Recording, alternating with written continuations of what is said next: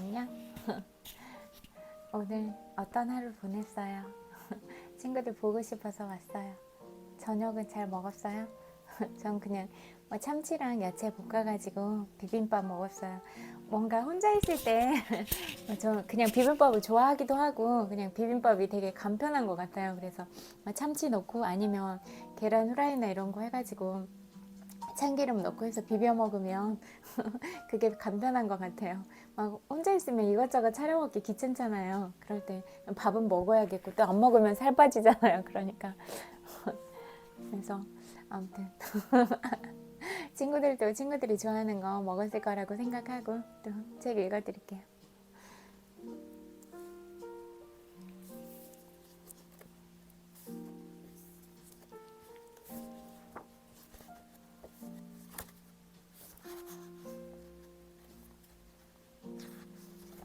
어디지?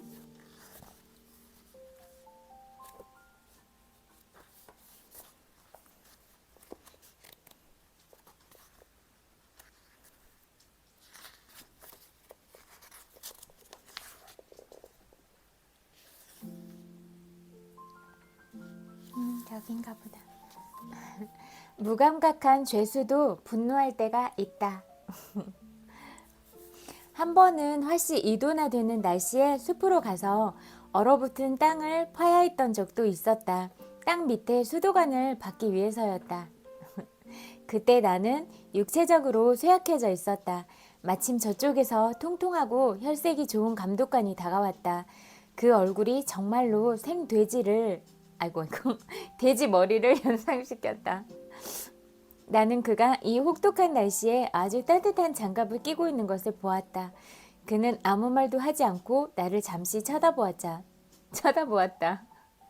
나는 곧 벼락이 떨어질 조짐을 느꼈다. 내 앞에는 그동안 내가 얼마나 열심히 땅을 팠는지 입증해주는 흙더미가 있었다. 드디어 그가 입을 열었다. 이 돼지 같은 새끼, 처음부터 너를 지켜보고 있었어.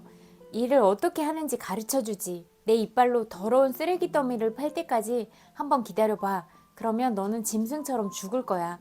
아니, 이틀 안에 아주 요절을 내주지. 일이라고는 한 번도 해보지 못한 놈이야. 전에는 뭐 했지? 이 돼지 새끼야. 장사했나? 그가 화를 내는 것은 조금도 상관이 없었다. 하지만 나를 죽이겠다는 위협에는 진지해지지 않을 수 없었다. 나는 몸을 똑바로 세우고 그 눈을 바라보았다. 의사 전문이었습니다. 의사였다고? 사람들로부터 돈푼깨나 긁어 모았겠군. 사실대로 말씀드리자면 돈을 벌기 위해 일한 것이 아니라 가난한 사람들을 위해 진료소에서 일했습니다. 그 말을 하고 아차 싶었지만 이미 너무 말을 많이 해버린 뒤였다. 그는 미친 사람처럼 소리를 지르며 나에게 달려들더니 나를 쓰러뜨렸다. 그때 그가 무슨 말을 했는지 기억나지 않는다.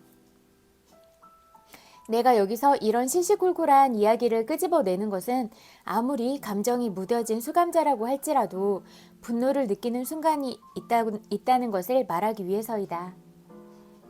그 분노는 육체적인 학대와 고통에서 비롯된 것이 아니라 그것을 받으면서 느끼는 모멸감에서 나오는 것이다. 바로 그 순간 피가 머리로 솟구쳤다. 어떤 사람으로부터 그가 전혀 알지도 못하는 내 인생에 대해 이러쿵 저러쿵 하는 소리를 들었기 때문이었다. 여기서 고백할 것이 있다. 이런 일이 있고 나서 동료들로부터 다음과 같은 말을 듣고 나서 내 분노가 어린아이처럼 누그러졌다는 사실이다. 저렇게 짐승 같고 야비하게 생긴 작자가 우리 병원에 오면 아마 간호사들이 대기실에도 들여보내지 않고 쫓아냈을걸? 한 카포에게서 받았던 작은 혜택들. 나에게 다행스러운 일 중 하나는 우리 작업반의 카포가 내 대신 내 신세를 지고 있다는 것이었다. 막사에서 작업장까지 먼 길을 행진해 가는 동안 나는 그 연애 이야기와 결혼 생활의 불화에 얽힌 이야기를 조용히 들어주었다. 그래서 그는 나에게 호의를 갖고 있었다. 나는 그 성격을 진단하고 그에게 정신요법에 대한 조언을 해주었다. 그 일이 있은 후 나는 그는 나에게 고마워했으며 그 때문에 나는 그로부터 작은 혜택을 받을 수 있었다. 280명도 정도가 되는 우리 작업반이 줄을 설 때 그는 앞에서 5번째 줄 안에 있는 자기 자리 옆에 나를 세워주었다. 사실 그런 호의는 대단한 것이었다. 일을 나가려면 아직 어둠이 가시지 않은 이른 아침에 줄을 서야 했다. 우리는 늦게 가서 뒷줄에 서게 되는 것을 두려워했다. 힘들고 굳은 일을 하게 될 상황이 생기면 고창 카포가 와서 대개는 뒷줄에서 사람들을 데려갔기 때문이다. 이렇게 뽑힌 사람들은 동료들과 떨어져 다른 작업장으로 가야 했으며 낯선 감시병들의 감시를 받으며 힘든 일을 해야만 했다. 물론 어떤 때는 단지 약삭빠르게 행동했던 사람을 뽑기 위해 앞에서 다섯째 줄 안에 있는 사람들을 뽑아가기도 했다. 이에 대한 항의와 탄원은 잘 조준된 몇 번의 발길질로 잠잠해졌다. 재수없게 걸린 사람들은 고함 소리를 듣고 주먹질을 당하며 정해진 장소로 끌려갔다. 하지만 내 도움을 받고 있는 그 카포가 가슴에 나에게 쏟아내고 싶은 말을 품고 있는 나에게는 이런 일이 일어날 수 없었다. 그 옆자리가 나에게 보장되어 있었기 때문이다. 그 밖에 또 다른 혜택도 있었다. 수용소에 있는 대부분의 수감자들과 마찬가지로 나 역시 부종 때문에 고생을 하고 있었다. 다리가 심하게 부었으며 그 부분의 피부가 팽팽하게 당겨져서 무릎을 구부리지 못할 정도였다. 신발끈을 풀어 놓아야만 부어오른 발이 들어갈 수 있었다. 양말이 없기도 했지만 만약 있다고 해도 양말을 신은 발이 들어갈 여유가 없었던 것이다. 그래서 맨살이 드러난 내 발은 늘 젖어 있었고 신발 안은 늘 눈으로 가득 차 있었다. 당연히 동상에 걸려 얼어 터질 수밖에 없었다.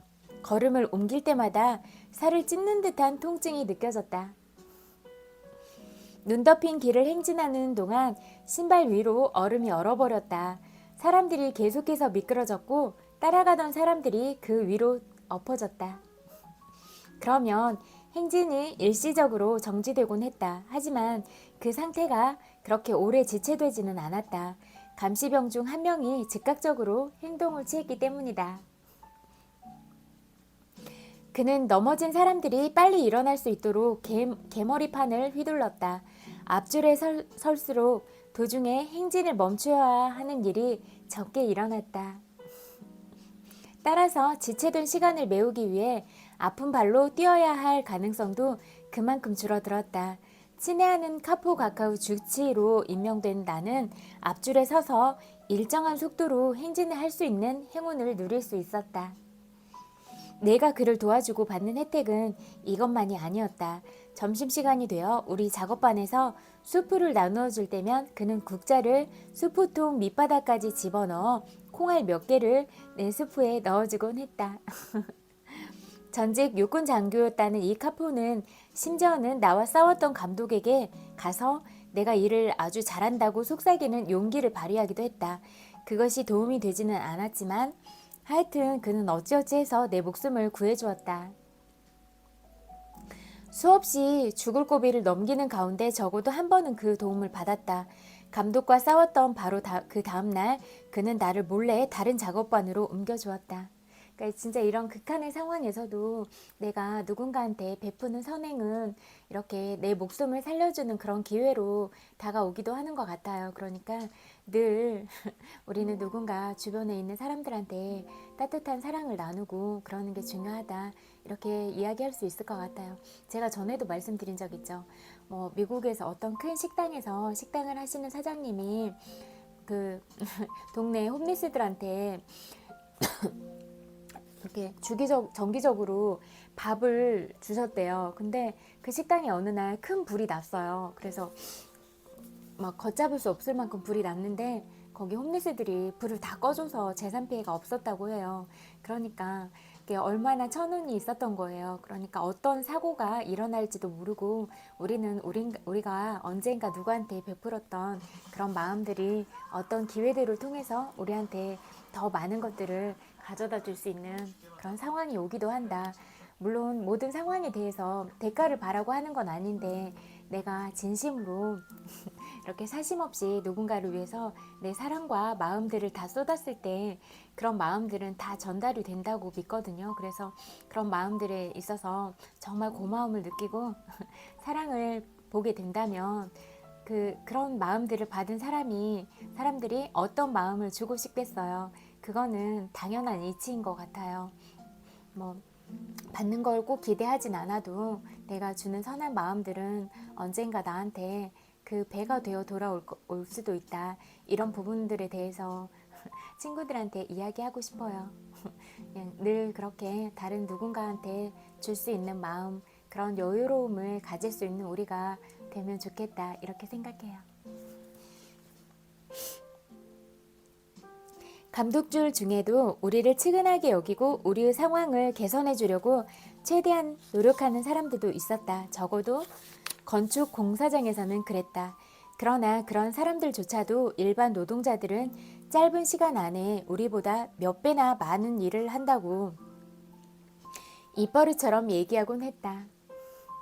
하지만 그 말을 듣고 우리가 일반 노동자들이 하루에 빵 10온스 반과 묽은 수프 1과 4분의 3만 먹고는 살 수 없다는 것, 일반 노동자들은 우리가 겪는 정신적 스트레스를 받으며 살지 않는다는 것, 다른 수용소로 보내졌거나 혹은 방금 가스실로 보내진 가족에 관한 소식을 듣지 않아도 된다는 것, 일반 노동자는 매일매일 시시각각 끊임없이 죽음에 대한 위협을 받고 있지 않다는 말을 하면 그 말에 일리가 있다는 반응을 보였다.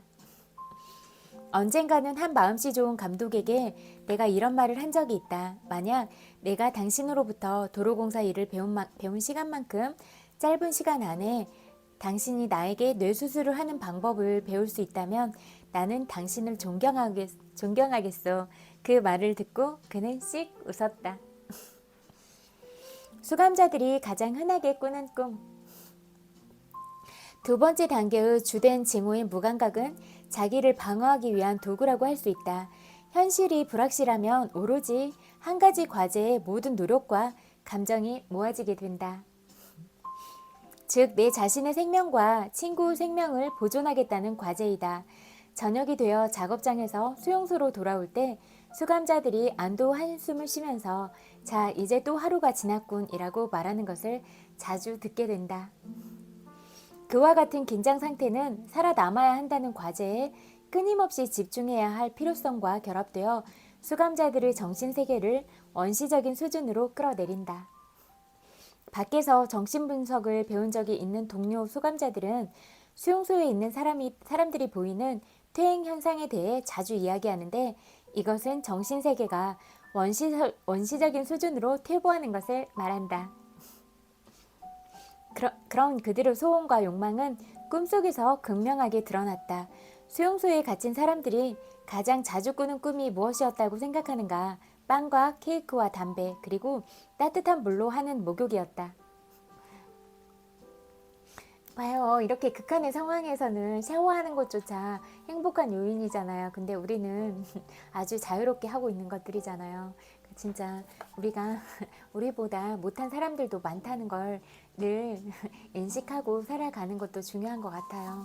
물론 뭔가를 이루고 그런 점에서는 또 이렇게 윗부분을 보고 가는 게 중요하지만 그래도 늘 우리보다 훨씬 어려운 일들을 겪고 있는 사람들이 많다. 그런 부분들을 위해서도 이렇게 좋은 마음으로 기도를 해주거나 그런 마음을 갖고 또 나는 내가 처한 이런 환경에서 참 감사하다. 오늘 하루도 무사히 지나간 시간들이 고맙다. 이렇게 늘 순간순간마다 고마움을 찾으려고 하는 것, 이런 것들이 친구들한테 더 많은 것들을 가져다 줄 거예요.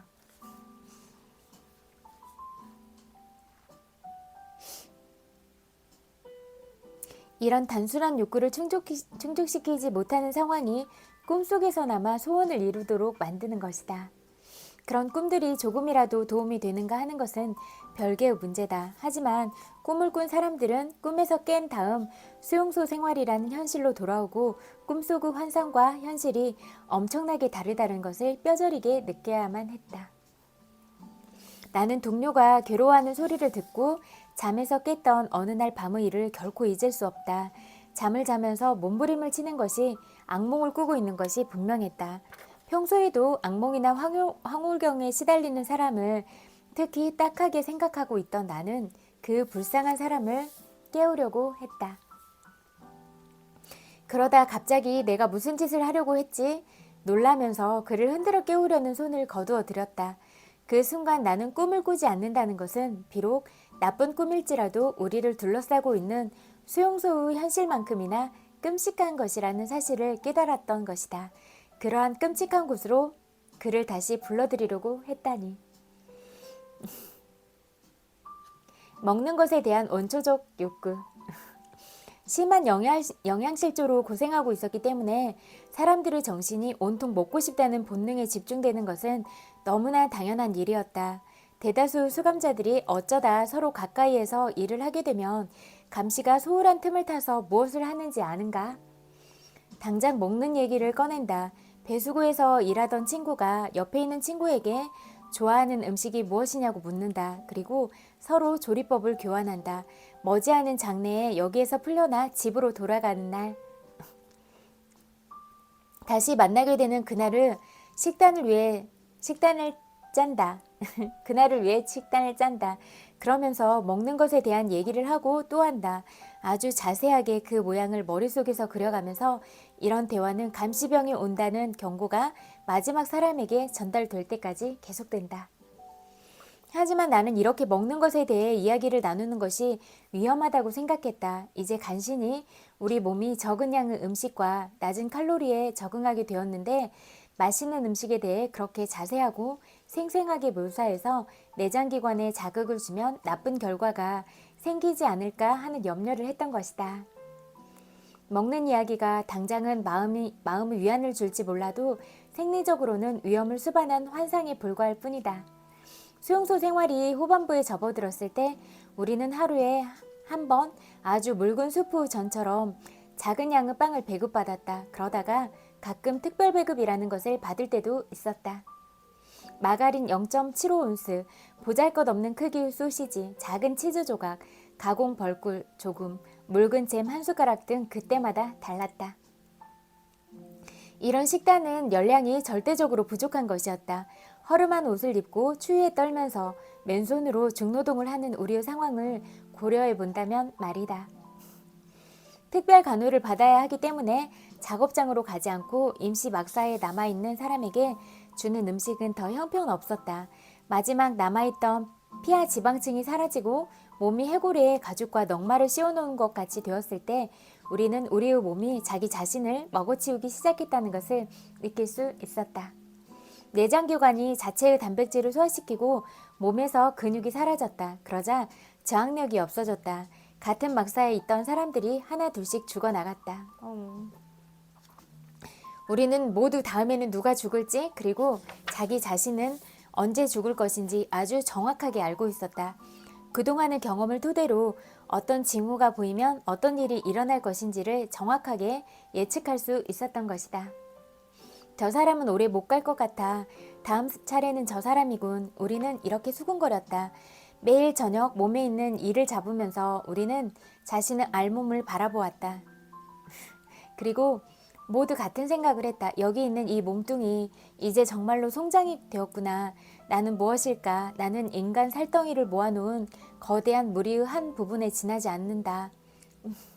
철조망 너머 사람들로 바글거리는 막사에 갇혀있는 거대한 무리의 한 부분, 그 구성원의 일부가 죽어서 몸뚱이가 썩기 시작하는 바로 그 거대한 무리의 극히 일부분에 지나지 않는 것이다. 시시때때로 의식을 파고드는 먹는 것과 좋아하는 요리에 대한 생각을 떨쳐버리기가 얼마나 힘든지는 앞에서 얘기했을 것이다. 우리 중에서 정신력이 가장 강한 것으로 알려진 사람도 맛있는 음식을 다시 먹게 될 그날을 그리고 있었다. 단지 맛있는 음식 그 자체 때문이 아니었다. 그때가 되면 먹는 것 외에 다른 것을 생각할 수 없었던 인간 이하의 상황이 마침내 끝난다는 것을 의미하기 때문이었다. 이와 비슷한 경험을 해보지 못한 사람들은 굶주림에 허덕이는 사람들이 경험했던 영혼을 파괴시키는 정신적 갈등과 의지력의 충돌이 어떤 것인지 잘 모를 것이다. 그 사람들은 잘 모른다. 참호 속에서 땅을 파고 빵이 배급되는 오전 9시 반이나 10시 30분 동안의 점심시간을 알리는 사이렌 소리를 손꼽아 기다리고 감독에게 그가 마음씨 좋은 사람일 경우 지금이 몇 시냐고 계속 물어보고 외투 주머니 안에 있는 빵을 장갑도 끼지 않은 언손으로 살살 만지다가 손톱만큼 떼어서 먹어보고 그러다가 마지막 남은 의지력으로 빵을 도로 호주머니에 넣으면서 오후까지 참겠다고 수없이 자기 자신에게 다짐하는 그런 상황을 말이다. 수용소 생활이 후반부에 이르렀을 때에는 하루에 한 번밖에 빵이 배급되지 않았다. 그런데 우리는 그 빵을 어떻게 먹을까 하는 문제를 가지고도 끝도 없이 논쟁을 벌였다. 생각은 두 편으로 나뉘었다. 그중 한 편은 그 자리에서 빵을 다 먹어치우는 것이 낫다는 생각을 가지고 있었다. 이것은 비록 잠깐 동안이긴 하지만 적어도 하루에 한 번은 극심한 굶주림의 고통에서 벗어날 수 있으며 도둑맞거나 잃어버릴 염려가 없다는 장점이 있었다. 반면에 다른 한편은 배급받은 빵을 나누어서 먹어야 한다고 주장했다. 두 편 중에 나는 결국 후자에 들기로 했다. 수용소 생활을 24시간 중 가장 끔찍한 시간은 바로 기상시간이었다. 아직 밖이 깜깜할 때 날카롭게 울리는 3번의 호루라기 소리가 잠이 부족한 우리의 몸을 달콤한 꿈에서 깨우곤 했다. 그런 다음 우리는 부종으로 부어오른 아픈 발을 젖은 구두 안에 쑤셔 넣으려고 한바탕 씨름을 했다.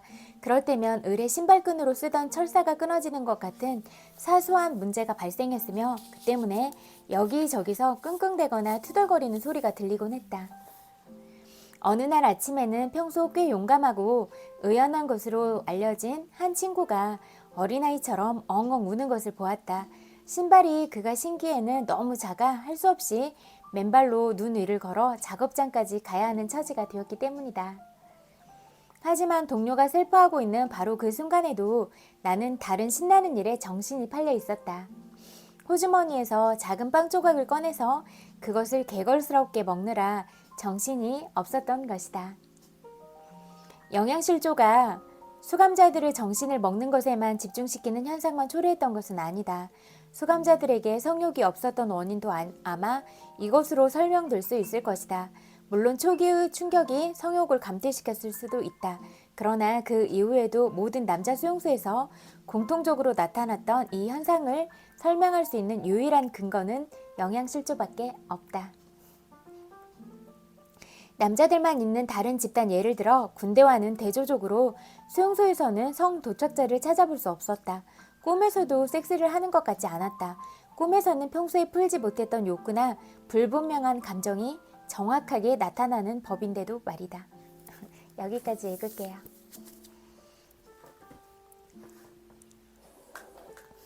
잠재의식에 관해서 공부할게요.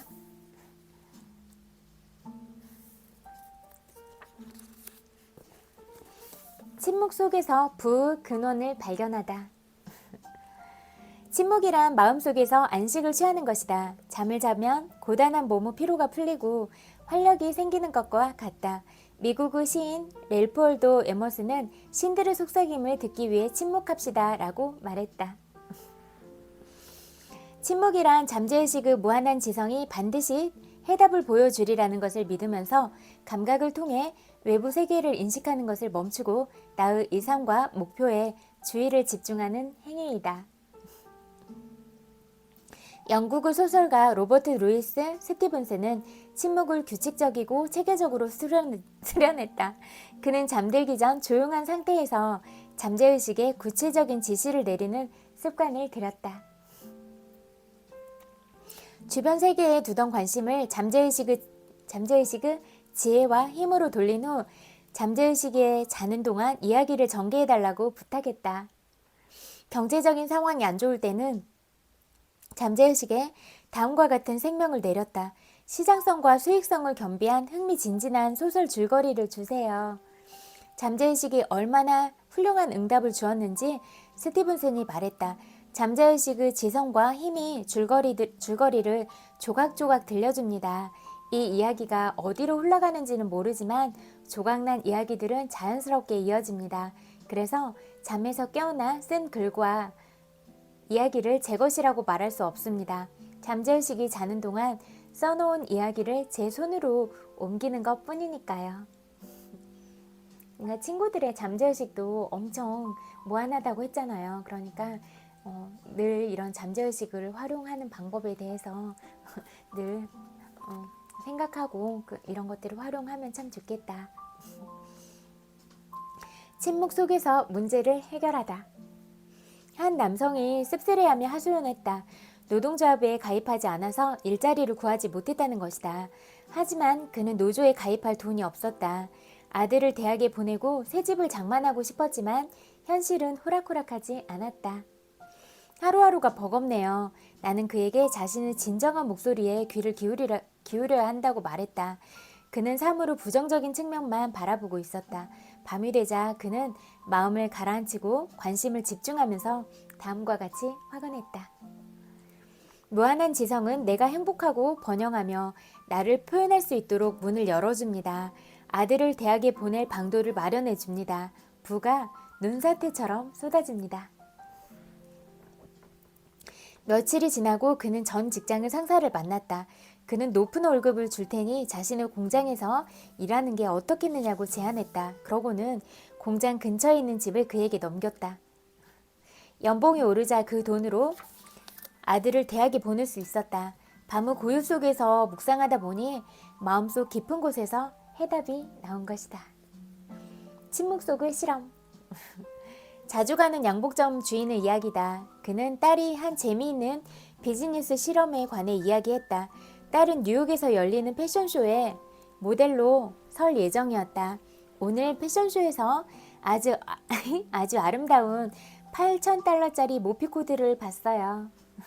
모피코트를 살 돈은 없지만 마음속으로 실험해 보려고요. 진짜 갖고 싶거든요.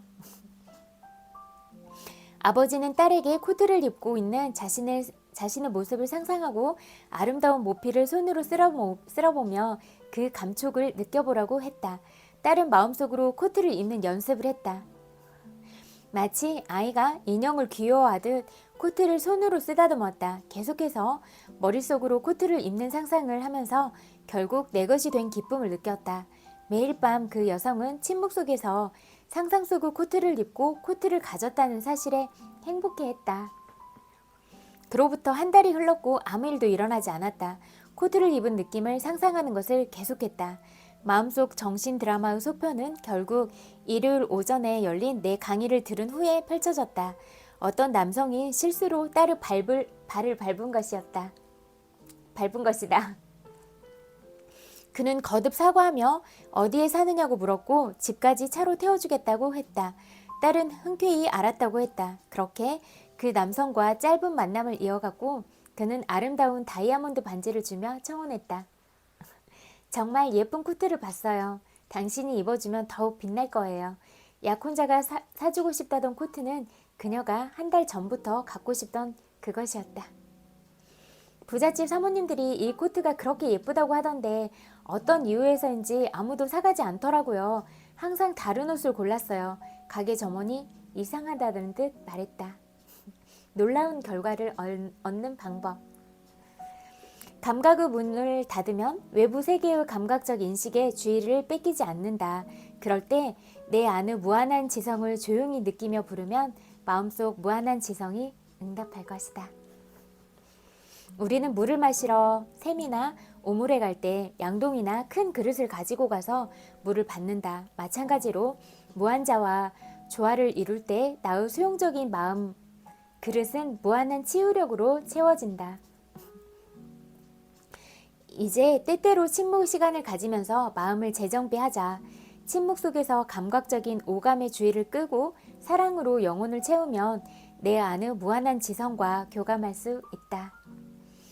한 젊은 의사의 이야기다. 병리학을 연구하던 중 어떤 질환의 몇 가지 증상이 몸에 발현되었다. 그는 끊임없이 병적인 이미지들을 떠올린다는 것을 깨달았다. 마음은 자신이 두려워하는 것을 만들어냈고 결국 병의 증상으로 발현된 것이다. 그는 같은 맥락에서 환자의 왜곡된 사고 패턴 때문에 온갖 질병이 생길 수도 있다고 생각했다. 그래서 조화와 건강, 평화의 완벽한 패턴을 생각하기 시작했다. 부정적인 상태에 집중하기보다는 온전함과 아름다움, 완벽함에 주의를 기울였다.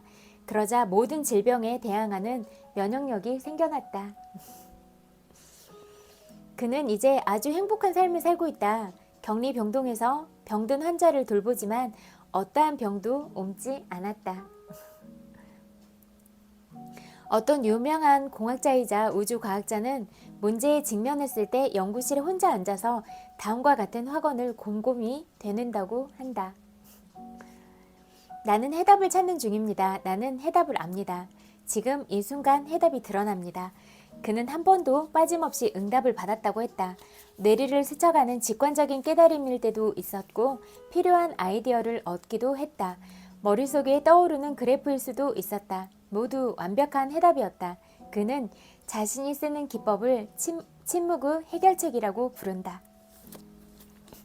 그러니까 진짜 친구들이 가진 그런 천재성은 진짜 많잖아요. 특별하잖아요. 그러니까 또 아직 개발되지 않은 그런 부분들이 무수히 많을 거잖아요. 그러니까 그런 부분들을 늘 개발하고 그런 내면적인 부분, 영성적인 부분에 집중을 해서 친구들한테 있는 그런 창의력들이 친구들한테 연결이 돼서 친구들한테 재화로 또 연결이 되고 많은 번영들을 친구들의 삶에 꼭 가져다 주면 좋겠다. 그리고 이런 그런 물질적인 풍요만이 또 세상을 살아가는 데 있어서 아주 중요한 것들만은 아니니까 삶에 있어서 어떠한 가치를 가지고 가는 게 중요한가 그런 부분에 대해서 생각을 늘 하고 가는 게 중요한 것 같아요. 그래서 모든 것들은 사람 중심이어야 한다. 그리고 또 사람이 꼭 아니더라도 살아있는 모든 것들이 아름답고 소중하잖아요. 그러니까 이런 살아있는 모든 것들에 대한 생명을 존중하는 그런 기본적인 마음으로 연결이 돼야 된다. 이렇게 생각해요. 그리고 진짜 그런 친구들의 예쁜 마음을 보면 너무너무 예쁜 마음이라서 진짜 눈물이 날 것 같아요. 어떻게 이런 소중한 마음들을 가진 사람들한테 그런 따뜻한 마음과 사랑들을 받을 수 있나 진짜 매번 마음 깊이 감사하고 또 감사하고 그런 것 같아요. 그리고 그런 소중한 마음보다 더 예쁜 건 없잖아요. 그런데 그 마음을 받을 수 있다는 게 얼마나 행복한 사람인가 그렇게 생각해요. 그래서 그런 받은 행복들에 대해서 더 많이 돌려줄 수 있는 사람이 되려고 노력할게요. 언제나 고맙습니다. 또 내면아이 치유 읽어드릴게요.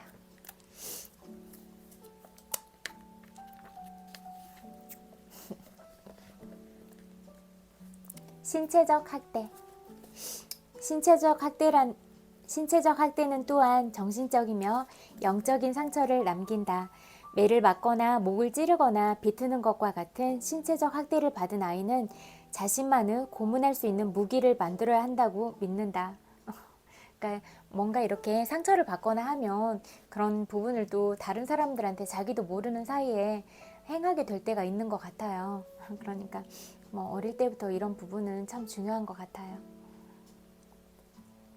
이런 아이는 자신이 특별하고 훌륭하며 또한 독특한 존재라는 것을 잘 믿지 못하게 된다. 자신의 보호자로부터 육체적으로 학대받고 있는 아이가 어떻게 그렇게 믿을 수가 있겠는가. 신체적 체벌은 아이와 부모와의 관계를 끊어버린다. 가장 친한 친구가 다가와 당신의 뺨을 때린다고 한번 상상을 해보라. 당신은 무엇을 느끼겠는가. 진짜 부모님들이 가장 행복했으면 좋겠어요. 그래야지 아이들이 행복할 수 있을 것 같아요. 아이들 세상에서는 부모들이 우주잖아요. 그런데 그런 우주가 흔들리거나 상처를 가진 마음을 가지고 있을 때 우리가 정서적으로나 신체적으로나 어떤 학대를 가할 수 있겠는가 이런 부분에 대해서도 생각을 해보면 좋을 것 같아요. 물론 사랑하니까 진짜 못된 마음을 가진 부모님도 있을 수는 있겠지만 그래도 거의 기본적으로는 아이들에 대한 사랑이 더 많이 있잖아요. 그런데 우리가 우리들의 욕심으로 아이를 키울 수도 있고 욕심 어린 시선으로 아이들을 가르치려고 하다 보면 아이들의 진짜 그런 진심 어린 마음과 아이들의 그런 욕구적인 부분들에 대해서 충분히 이야기를 들어주거나 아이들이 자기 소신껏 발언할 수 있는 그런 기회들을 주고 있는가, 이런 부분에 대해서도 늘 생각을 하고, 아, 너는 참 존중받는 사람이야, 너는 참 사랑스러운 사람이야 라는 말을 어릴 때부터 해줘서 정말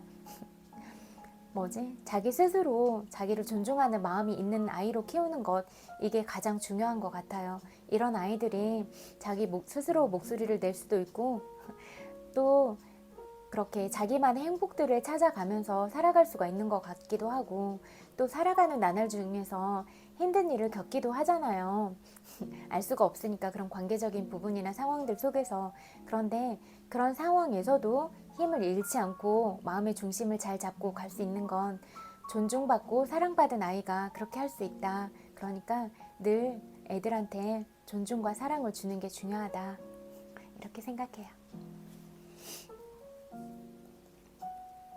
이 세상엔 얼마나 많은 가정폭력들이 일어나고 있는지 모른다. 그러나 대부분 병원의 응급실에서 가족들의 부끄럼 속에 감춰져 있으며 무엇보다도 그것에 대해서 말하게 되면 더 많이 다치게 되리라는 두려움이 가정폭력의 피해자들을 붙잡고 있다.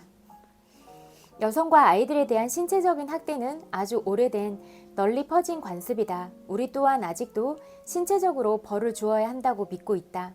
나 역시 3년 전에 비록 다른 형태이긴 했지만 그것에 대해서 묵과한 적이 있다.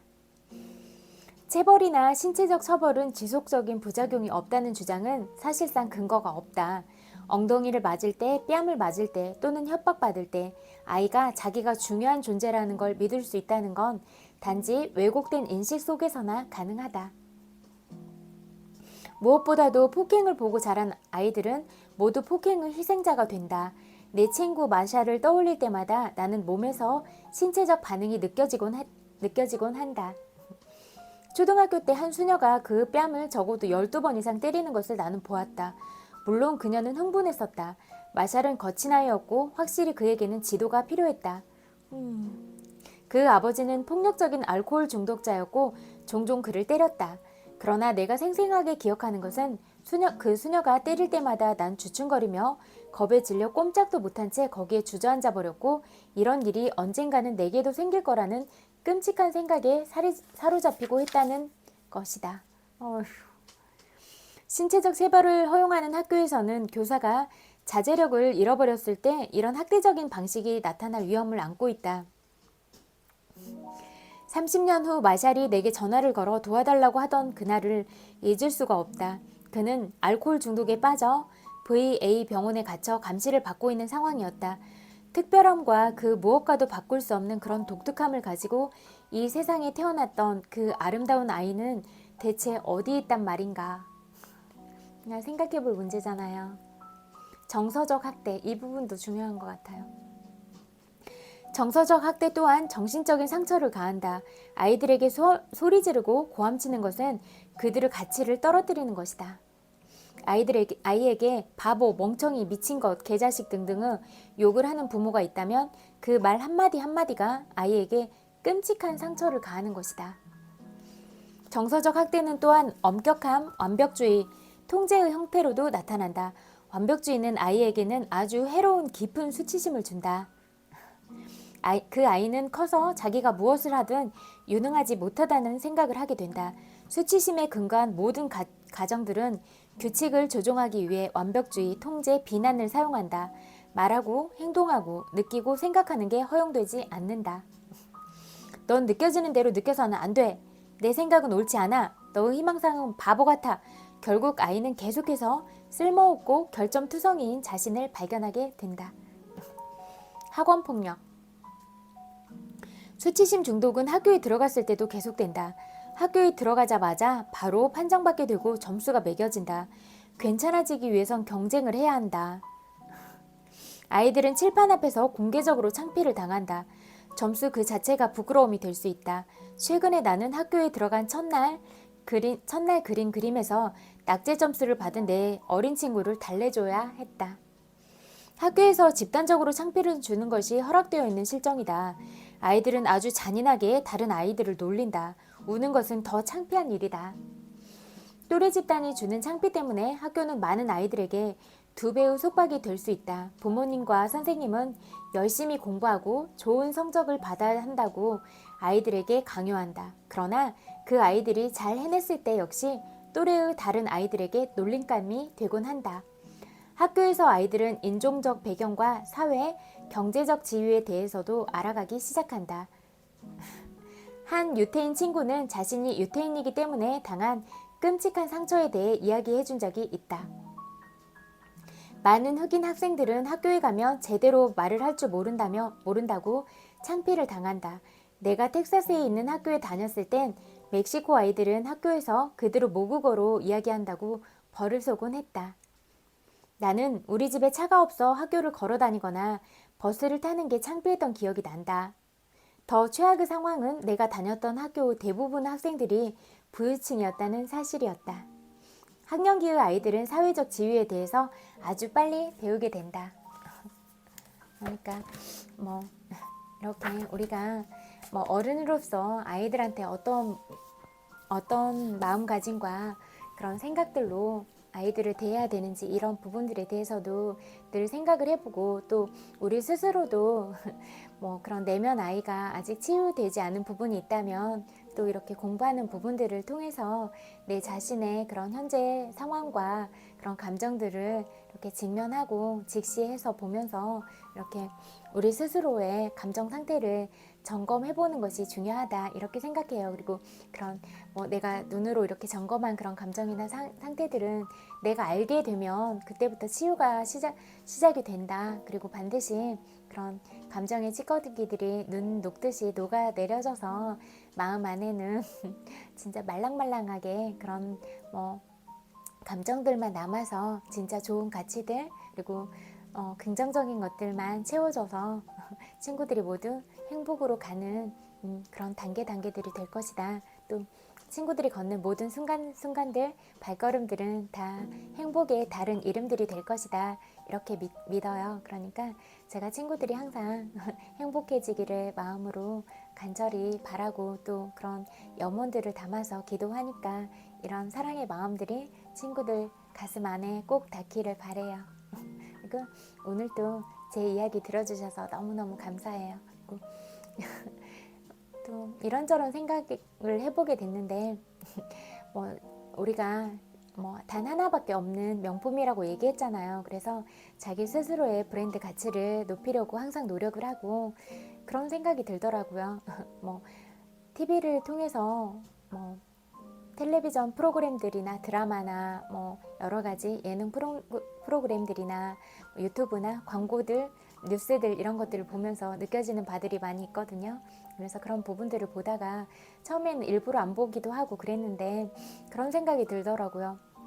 뭐 이렇게 수요하는 사람이 많아지면 그만큼 가치 있다는 게 아닐까 이런 생각이 들기도 하더라고요. 그래서 그런 수요에 대해서도 그냥 뭐 이런 것들은 자연스러운 현상이구나 이렇게 받아들이면 되겠다 이런 생각이 들더라고요. 그러니까 수요가 많아질수록 어떻게 보면 더 가치가 높아지는 거라고 볼 수도 있겠다 이런 생각이 되지더라고요. 그래서 우리 스스로도 우리의 브랜드 가치를 높이고 어떤 뭐 암울한 상황이거나 그런 상황이 오더라도 나 스스로 당당하고 나를 바로 잡아서 기준을 정확하게 세우고 있으면 어떤 상황에서도 흔들리지 않는다. 그리고 우리가 걷는 길은 다 길이 될 수 있다. 이렇게 생각을 하거든요. 그리고 우리들의 재능과 특별함들은 다 다른데 우리가 긍정적인 방향으로 사랑을 품고 가려고 할 때 제 머릿속에 있는 뉴런들과 친구들의 뉴런들이 그렇게 연결이 돼서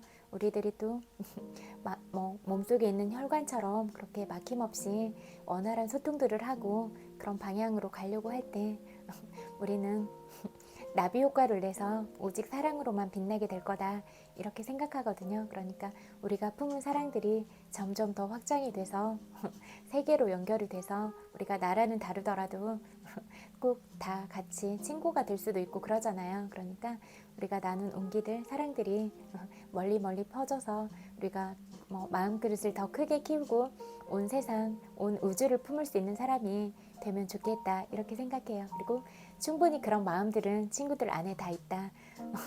뭔가 이렇게 재치 있고 재능 있는 모습들을 보면 너무 웃겨 죽겠어요. 어떻게 그렇게 예쁜 모습들과 매력들을 가질 수가 있어요. 날마다 반하는 중이에요.